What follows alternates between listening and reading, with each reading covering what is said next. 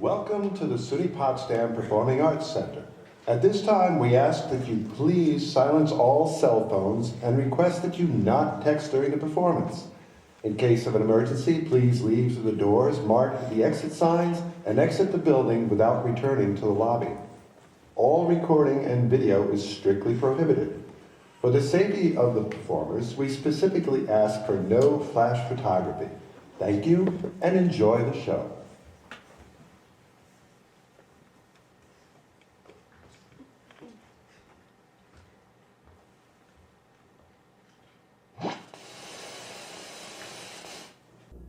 The program you're about to see deals with a subject which is controversial, delicate, and to some downright unpleasant. In dealing with this subject, we were mindful of the fact that it is surrounded by a good deal of sensationalism and morbidity. We were, however, equally mindful of the fact that a problem, however unpleasant in its proportions and natures, does indeed exist. It is the nature of our social system that the first step in the solution to a problem is a recognition of the problem, a gathering of the facts, and a discussion of these facts. In our convictions about the nature of the problem and its importance, we discussed it with a great many leaders in the field of law, medicine, and religion. We found that they corroborated our conviction about the problem and felt as we did that it needed to be discussed. Many of these people you will meet in the minutes which follow. One of them, the Chief Legal Officer of the State of California, has written us a letter which I would like to read to you. He says the problem of homosexuality is age-old. In ancient Greece and Rome, this condition was apparently accepted as a way of life. In this country, the opposite is true. In fact, it is hard to find any subject about which the feelings of society are as strong. With all the revulsion that some people feel toward homosexuality, it cannot be dismissed by simply ignoring its presence. It is a subject that deserves discussion. We might just as well refuse to discuss alcoholism or narcotics addiction as to refuse to discuss this subject. It cannot be swept under the rug. It will not just go away by itself. And quite possibly, an objective discussion of this condition might lead to a broader understanding of the subject. This program attempts to explore the problem of homosexuality, to cast light into an area in which the shadows have long been deep.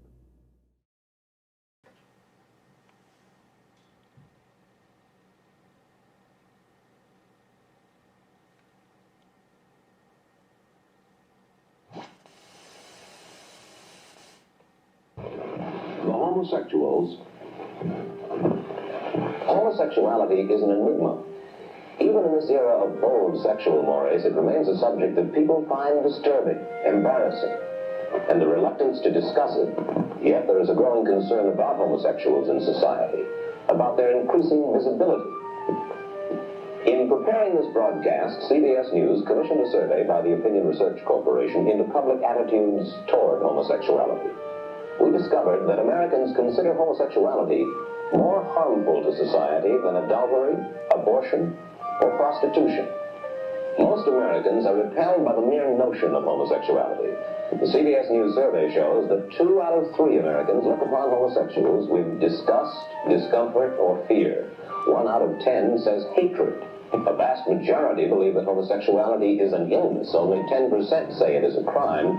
And yet, and here's the paradox. The majority of Americans favor legal punishment, even for homosexual acts performed in private between consenting adults. The homosexual, bitterly aware of his rejection, responds by going underground.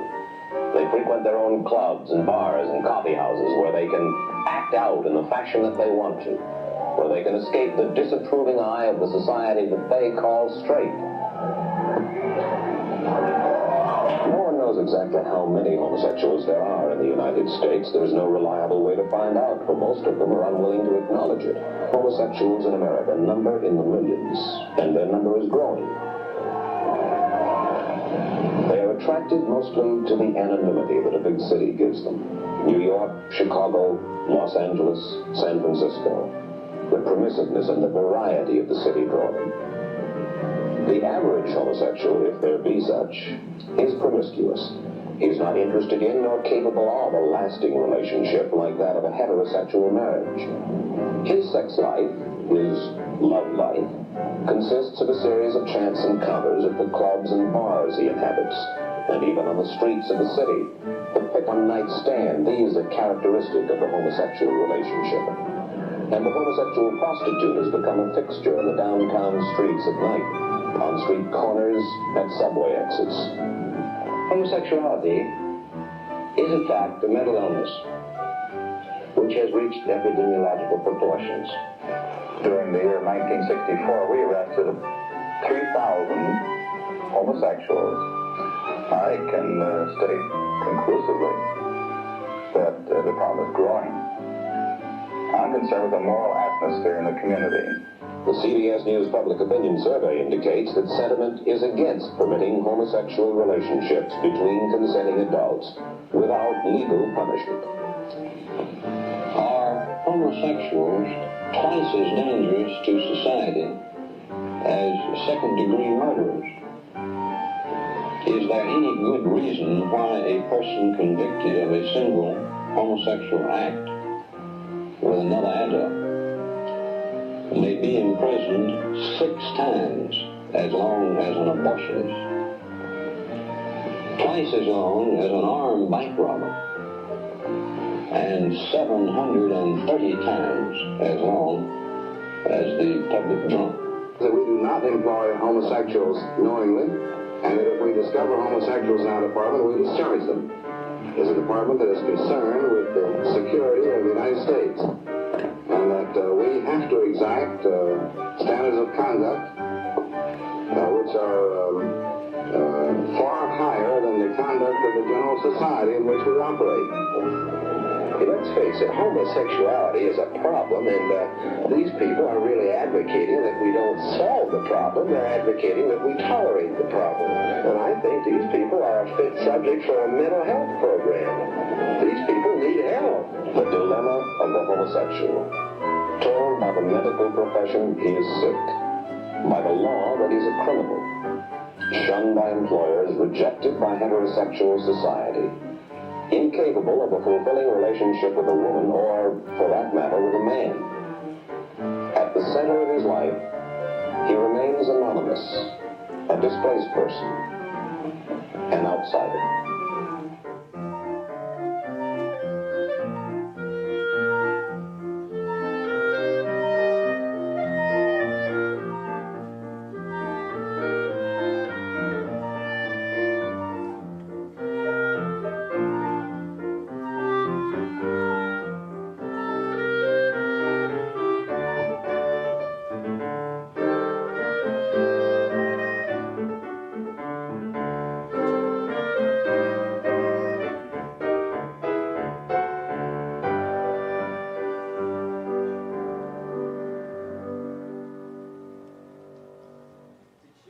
That these broadcasts were only aired 60 years ago?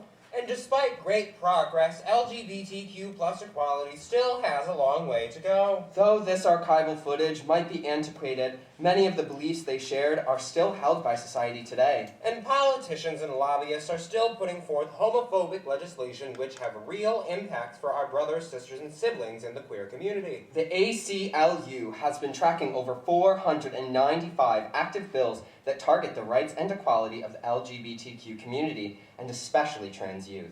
In the last year, hate crimes against the LGBTQ community have risen nearly 15%. In these times, it is important to look to the past to help guide us into the future.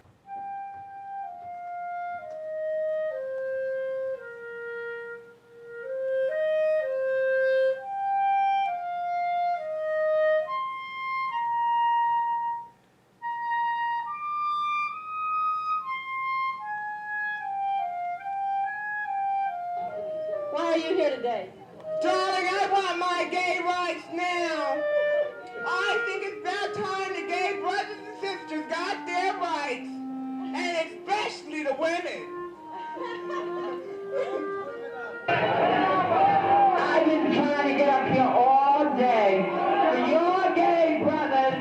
and your gay sisters in jail.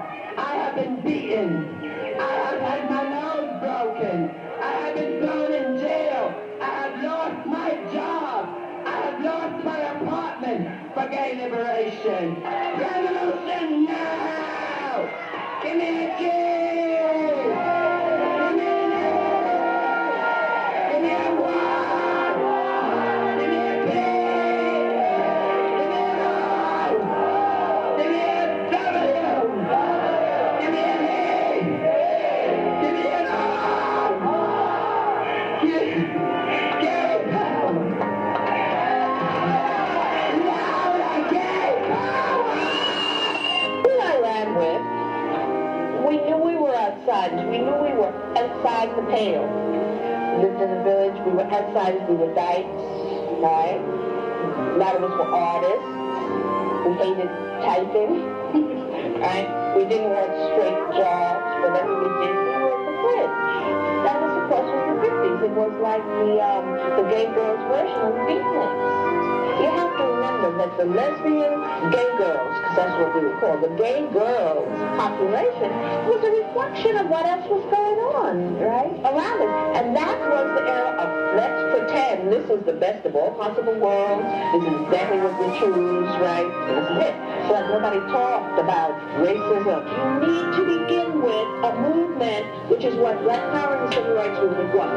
Then, immediately within it, you are going to get those people whose differences are not being articulated, which is, right, us. So then there is immediately another step.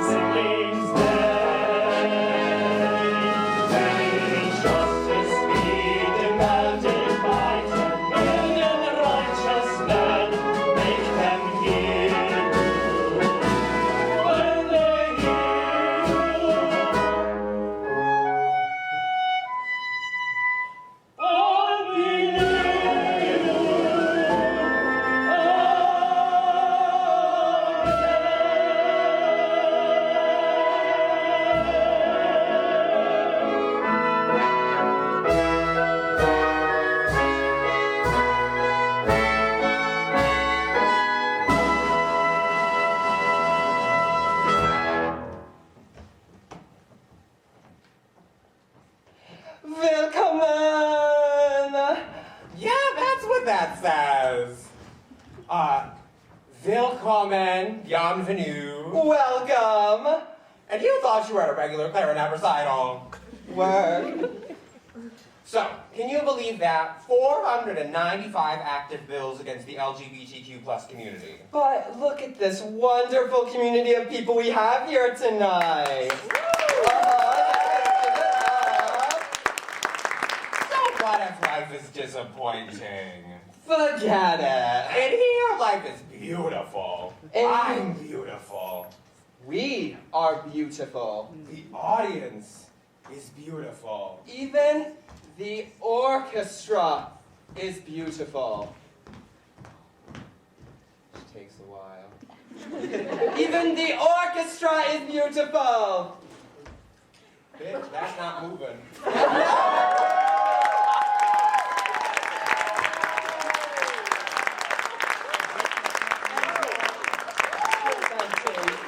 The orchestra. Hizzo, the flute. The Gal bassoon. Ellen Degenerate, trumpet. Miss Shanita Sabbatical, trumpet. Elia Bone, trombone. On the piano we have Fiberace. On the synth, we have Sister Prudence. On the drums, we have the nameless drummer. And then finally, but not least, on the voice, we have Hot Mess. And of course, the reason you're all here, Betty Bugman clarinet. That each and every one of them are your professors. Don't believe us? Well, you're just gonna have to take our word for it.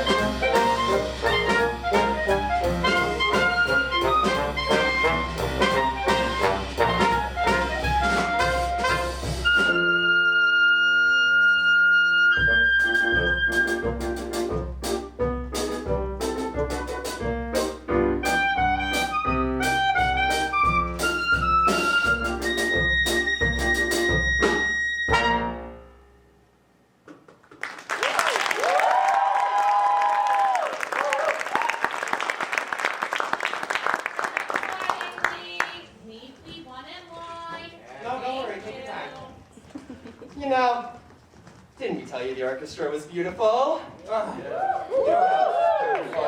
What? Me, but also queer culture. Oh, girl, tell me about it. I know. Queer culture is rich, vibrant, and historic. we are not a these days problem. We're not a problem at all. Ain't that true? Okay, cut me off. And we have always been here. And tonight, we're presenting you a dose of gay history with a lot of music and a lot of fabulousness. That's where you clap.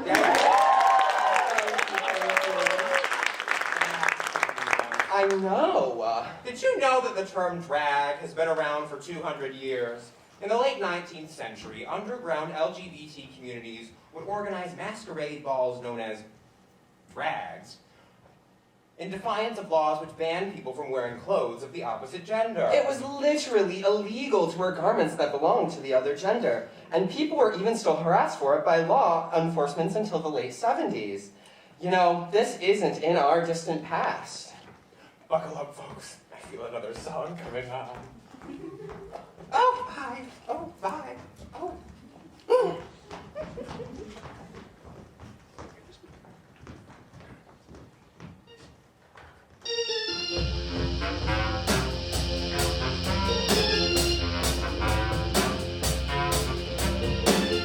I wanna express myself. I got some magic in me I wanna show.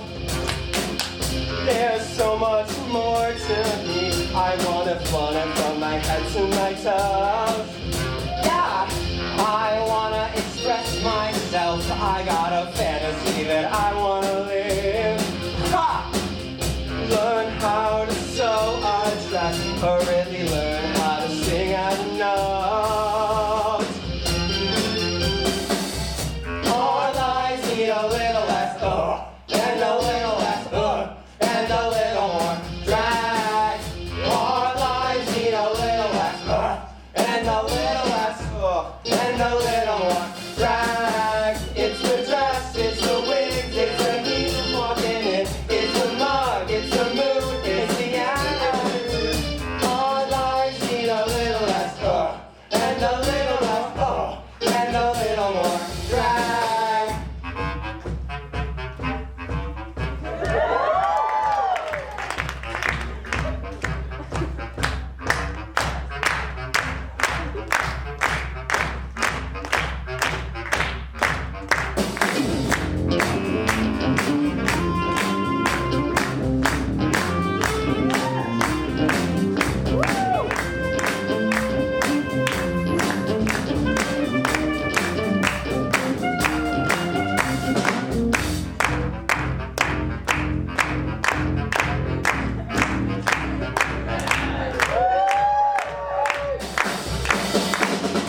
Our lives need a little less, and a little less, and a little more drag.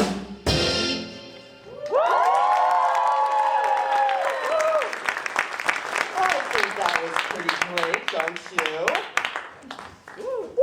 Yeah. Oh, girl, I need that. Where'd you get that? Well, mine wasn't stolen. Mine was. I hear. Oh, thank you so much. Oh my gosh, the best, truly. Oh my gosh, stop, guys. So, how are we enjoying the show so far? I pay a lesbian professor to give a bunch of drag queens a script. I know, right? Now, what's the first thing you think of when you think drag? Gay. Okay, but what else? Wigs. Well, not quite, but how about, Heels. for sure. Lip sync. There you go. We got there in the end. The lip sync. It's an essential part of... Essential. You just love doing that, don't you? Bitch, it's in the fucking script.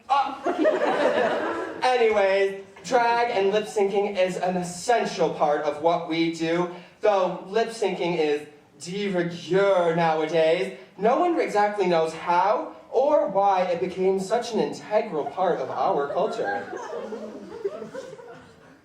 What? Oh, that. Joe E. Jeffries, a drag historian, thinks that the practice of young gays performing the songs of beloved divas and ingenues began at home in the privacy of a bedroom or a basement. Like where I started. Girl, that was a back alley. Oh, well, anyways, it's only natural that these queens would then continue camping it up at parties, communities, venues, all across the nation. They eventually then created their own community of their own. Literally, lip sync emerged as a form of queer cultural folk art. So, enjoy this one.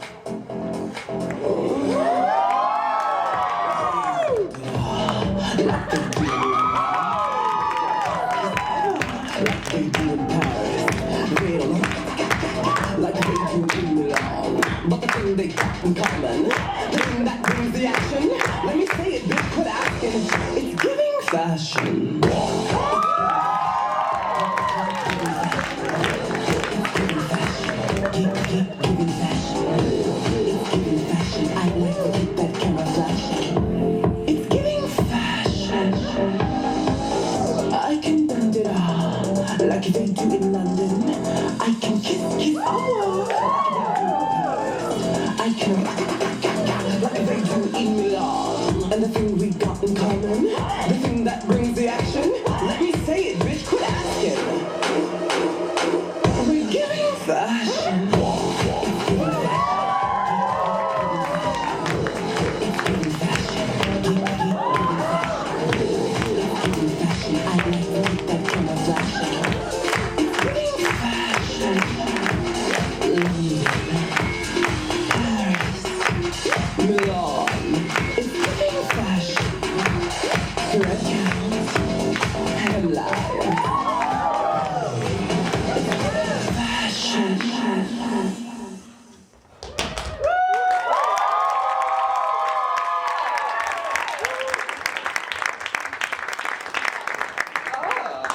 It gave fashion.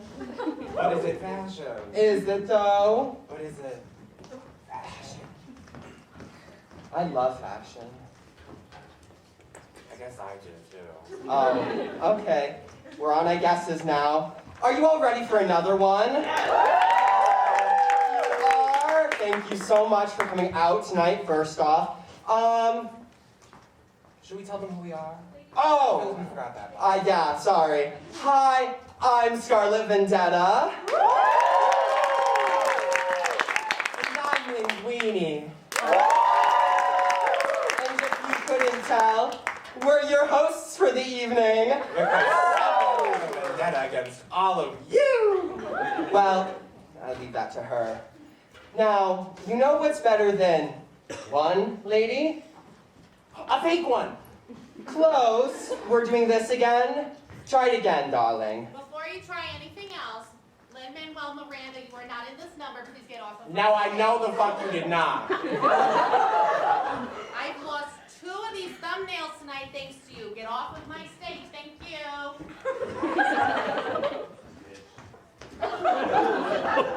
No, I turn up too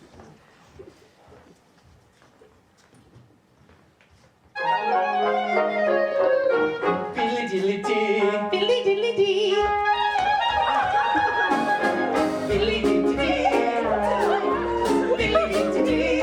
Two ladies, Billy dilly dee. and I'm the only bad guy.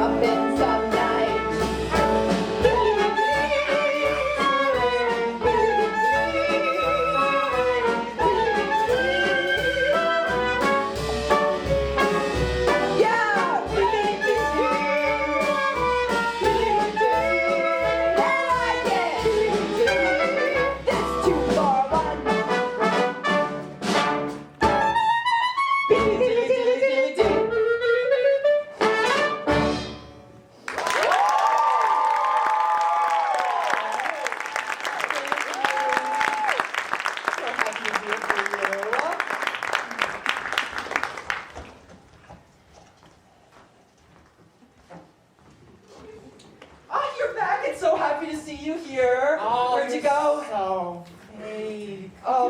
Putting me out of that fucking number, you asshole. Now, there are so many incredible pioneers who paved the way for where we are now. Absolutely. So many gay, lesbian, trans, and queer activists put their literal jobs, families, and lives on the line. Sorry, I just... Oh yeah, catch your breath. Don't worry. It's so hard being this beautiful. Anyways, their contributions that they've had on our stories and communities that we have are not often shared. Here are a few of the gay history. Or herstory. Heroes that we feel you should know. Did you know Joyce Hunter helped found a special high school in the East Village specifically for at-risk LGBTQ+ youth? Yes, the Marvy Hilk High School. Harvey Milk, but close enough. Thank you! The dreams of these advocates to develop resources and support for the community, especially the youth in the community, was actually realized. And now, without further ado... I'm gonna say a couple of words. I'll take over, thanks. Thank you so much for coming tonight. I hope you're enjoying this moderately non-traditional clarinet recital.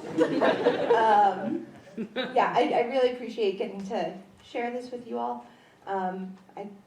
This idea kind of popped into my head about a year ago, and since then I've been putting all these pieces together. Before we continue with the show, I just want to say thank you to everyone who made this possible. There's, of course, our support, which is Tom, who's running the lights, Josh, who's doing all of our live sound, Ethan Furr, who's controlling the video that you're seeing today, Douglas McKinney, who's recording nice audio for this.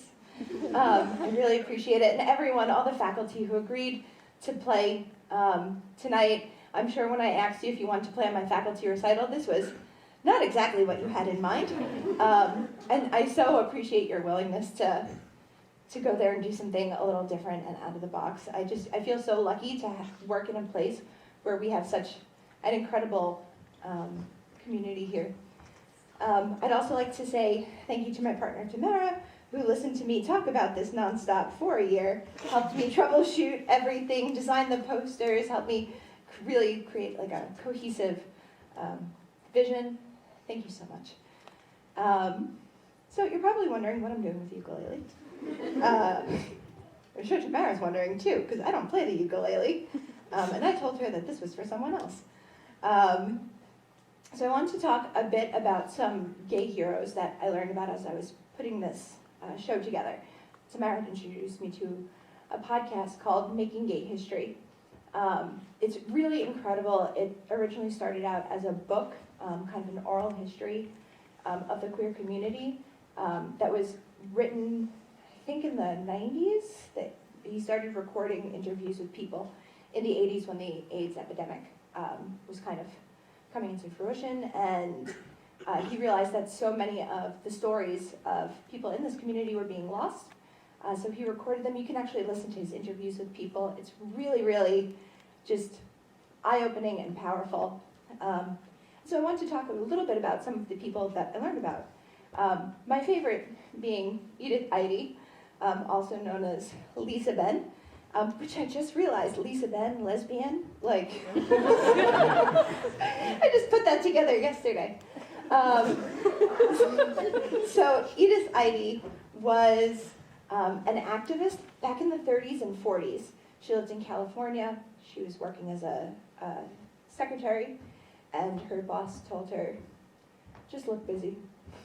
So she started writing a newsletter at her desk at work to keep busy, and it was called Vice Versa, and it was a newsletter for lesbians, or back then they called themselves gay gals or gay girls.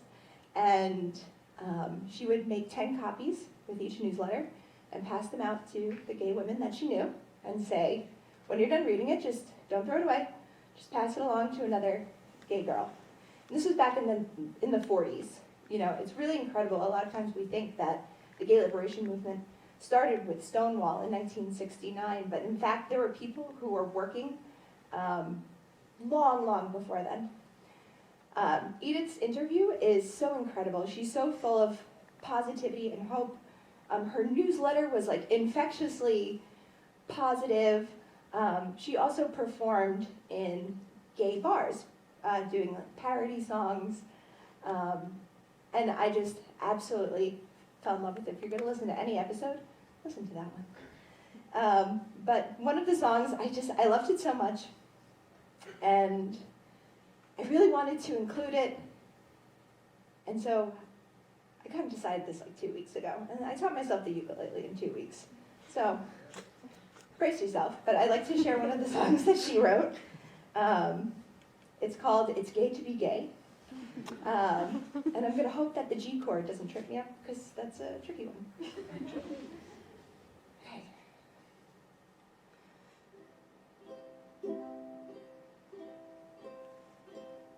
If your disposition's gay, be mighty glad you're made that way. Don't frown, 'cause your world's upside down.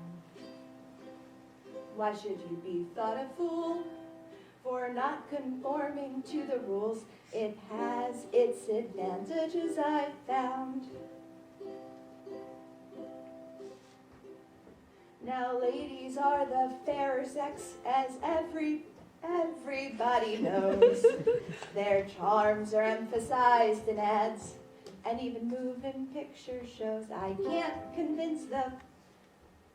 Hang on, I got this. I can't convince the fellas I'm not crazy in the head, 'cause I'm saving all my kisses for my little gal instead.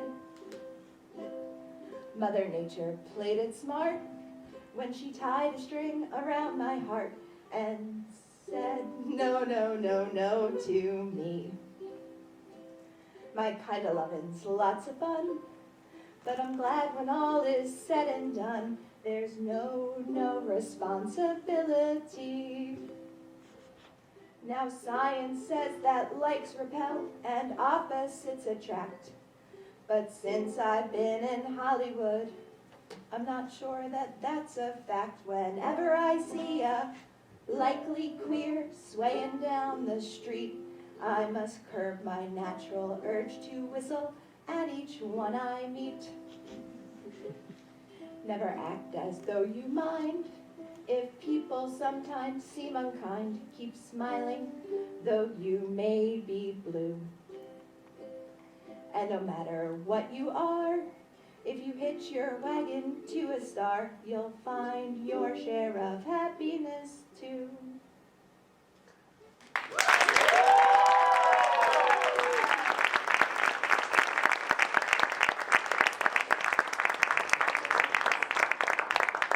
All right, so before we, actually, can I give this to you? Oh, of course, yeah.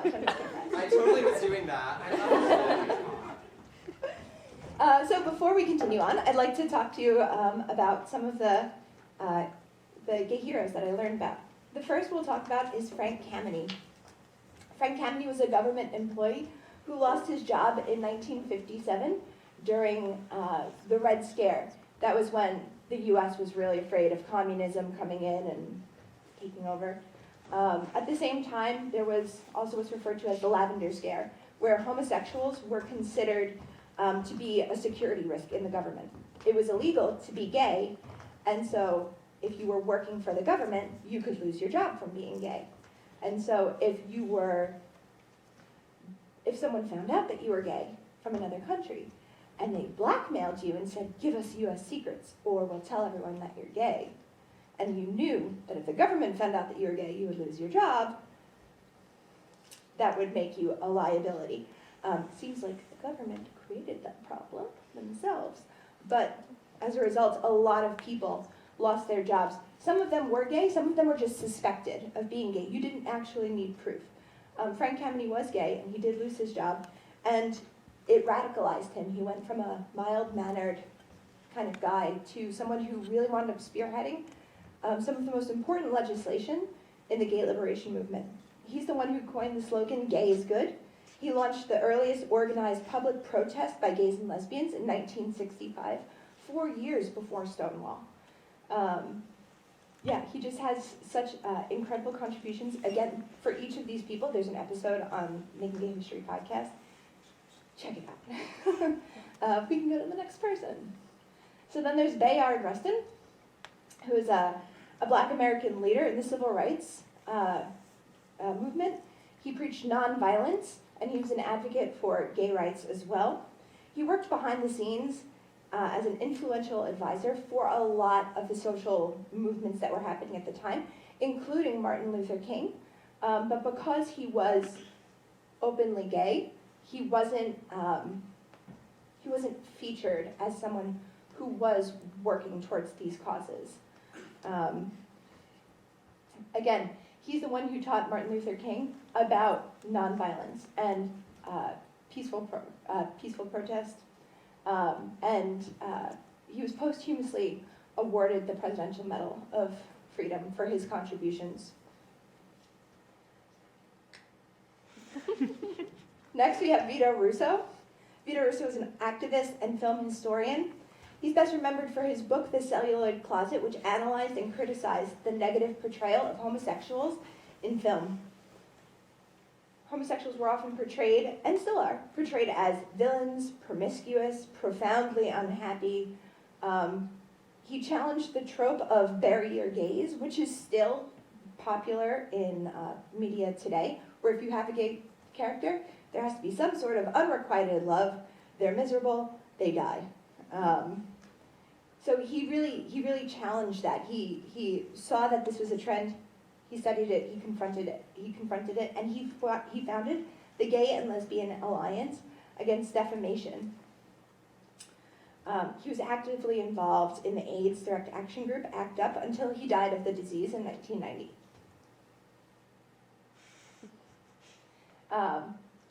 Another one of my favorites, Barbara Giddings and Kayla Hewson. They were gay rights pioneers, active well before Stonewall, and they were partners together for over 46 years. They were involved in the Daughters of Bilitis, which started as a secret organization, kind of like a social club for gay women. They helped write issues of The Ladder, which was a publication that the Daughters of Bilitis were involved in.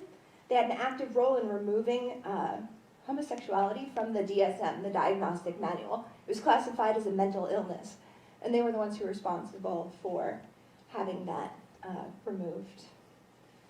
They continued their activism both before and after Stonewall, so they really bridged the gap between pre-Stonewall activism and post-Stonewall activism, teaching the new generations of activists how to organize, mobilize, and really evoke change. Just a couple more. There's Jean and Morty Manford. Jean Manford was the mother of a gay activist son, Morty. They both lived in New York. She was an American school teacher and activist, and she founded the support group called PFLAG, Parents and Friends of Lesbians and Gays.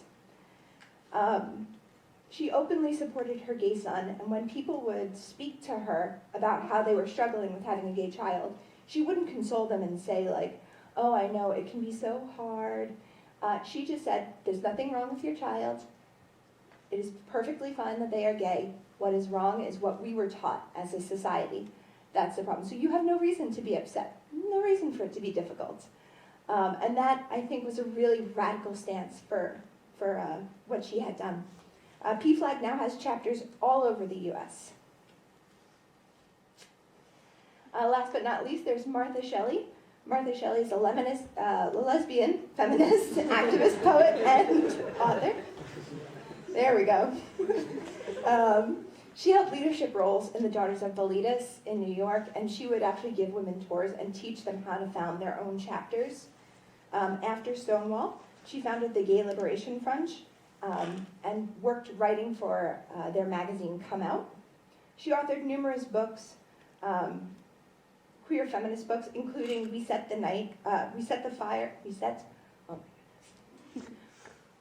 Fire to the Night, Igniting the Gay Revolution. So there's so many people who are involved, people that you might not even realize. We don't learn a lot about this in school. I think teaching about this part of history is still considered to be inappropriate. So if you get a chance and you're curious, I definitely recommend Eric Marcus's book, Making Gay History. So, thank you, and we will head back to our regularly scheduled drag show.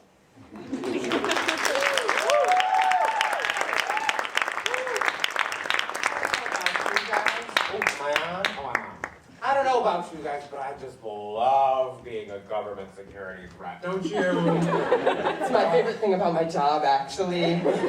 Now, like Dr. Hoerning said, back to your regularly scheduled, totally normal, totally cool and gorgeous in fashion, and femme, and gorgeous, clarinet recital.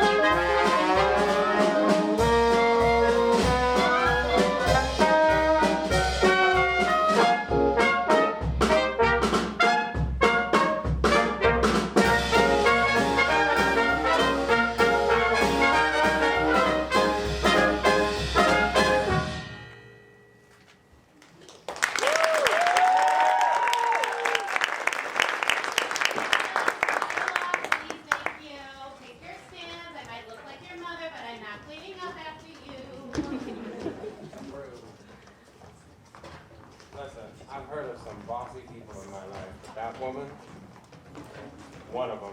With glasses like that, how can you not be? They're so femme and gorge and, did I say fashion?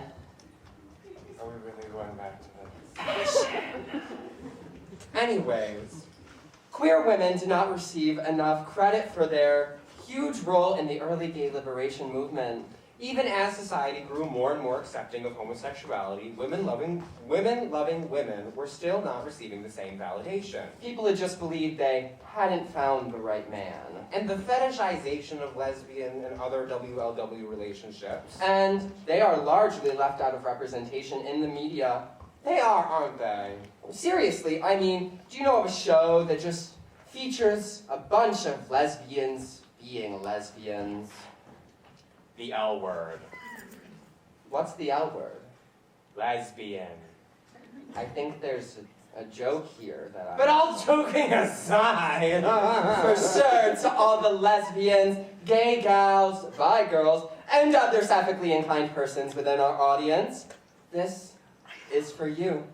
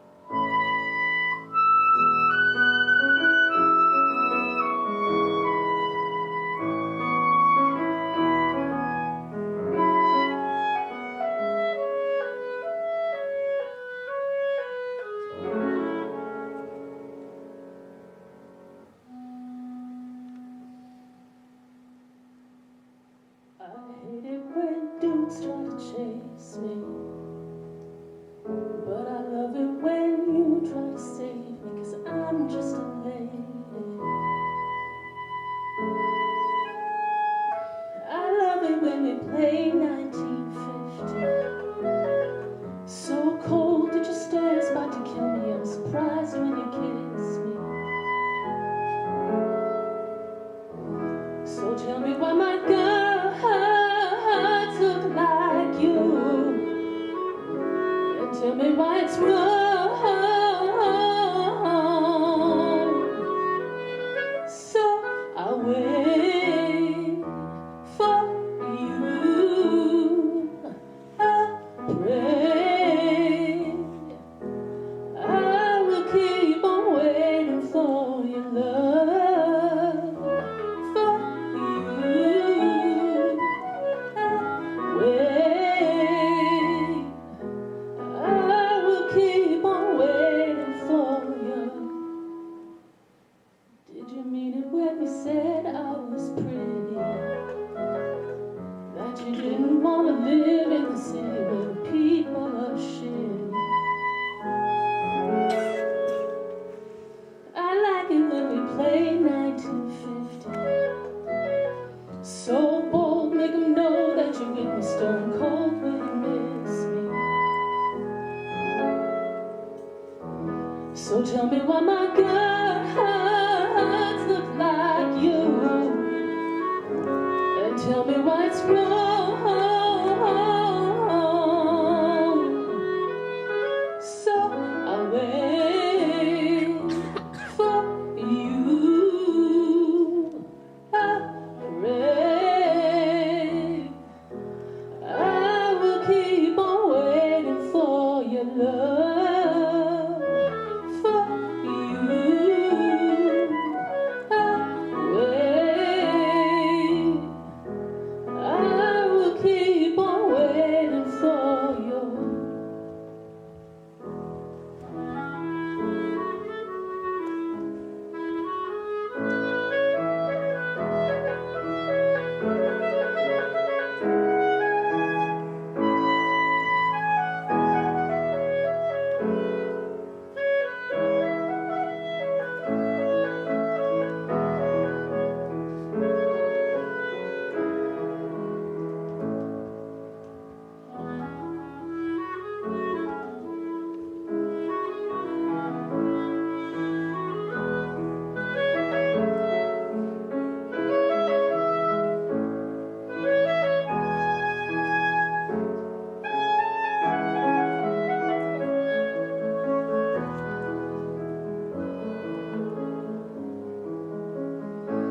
I hope that you're happy with me in your life. I hope that you won't slip away in the night. I hope that you're happy with me in your life. I hope that you won't slip away. I hate it when dudes try to chase me, but I love it when you try to save me, 'cause I'm just a lady. So tell me why my guts look like you, and tell me why it's wrong. So I'll wait for you. I pray I will keep on waiting for your love. For you, I wait. I will keep on waiting for your love. For you.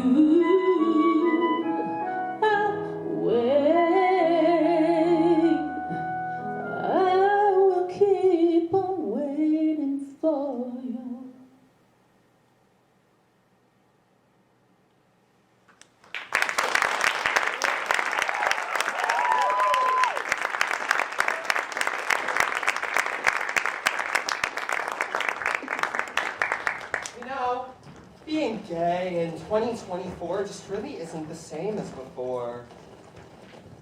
There is more widespread acceptance of the LGBTQ plus community than ever before. But that doesn't mean that hate, bigotry, and fear still aren't around. Having discussions about queer folk or queer representation is still considered taboo. Still considered inappropriate. Even though we've come such a long way since the Stonewall uprisings, hate crimes against the LGBTQ plus individuals are still shockingly prevalent across this country. This next piece is written in honor of the Pulse nightclub shooting, which claimed 49 lives and injured 53. Here is a quick word from composer Carlos Velez on this work. I'm Carlos Velez, composer of Pulse. This piece, written in 2018, is to commemorate and celebrate the lives lost at the 2016 mass shooting at the Pulse nightclub in Orlando, Florida. The piece, in addition to the tribute, also marks an important milestone in my own personal development as a composer. The work incorporates elements of formal neoclassicism as well as harmonic vocabulary taken from jazz and popular musics of the 20th and 21st centuries, and also represents styles of North America and Latin America as well.